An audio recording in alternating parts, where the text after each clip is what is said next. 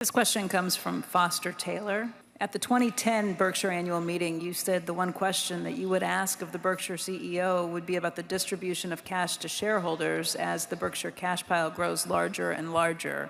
So let me ask that question. Do you still feel confident of the future prospects for our over $100 billion in cash on hand, or are we getting closer to cash distributions? Well, the one thing, Berkshire shares are selling for less than we think they're worth.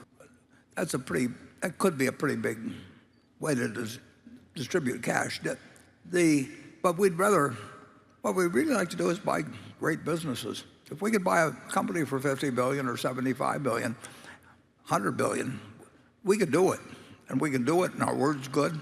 It's difficult with a public company because, in effect, if you bid on a company, you make the bid, and their shareholders vote months later, and you're giving an option. If we're good for it, and the other guy has a way to top you, or all kinds of things, they can get out of it, and you get paid 2% for that or 1% for that. That is not an appropriate price. And on the other hand, Delaware will decide whether they should do it or not, and that's the way the world is. I mean, that's the law.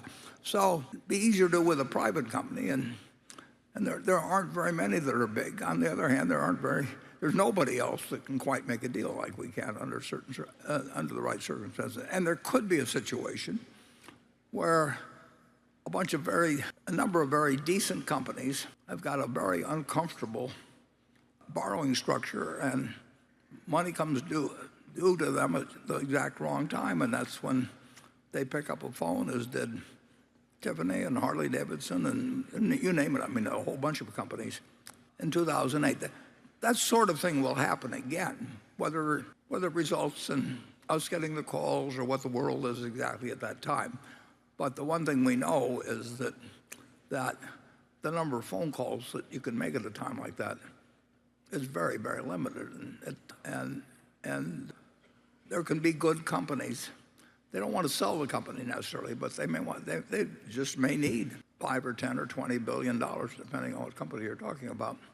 And that can happen, and our own shareholders can be selling the stock too cheap, and we'll never do anything to make them sell it cheap, and we'll tell them the truth about what the business is. But if market circumstances result in us being able to buy in $50 billion of our own stock, we'll buy it.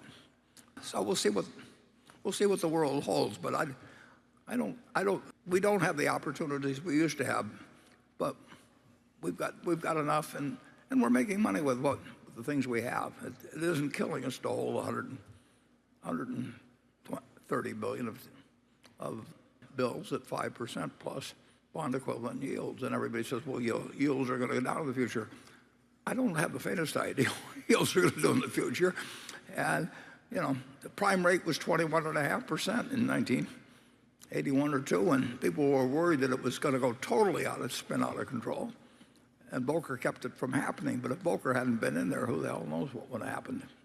So we're running Berkshire so that we'll do okay, and maybe we'll do a little bit better than okay. Charlie? Okay, maybe fine. Okay.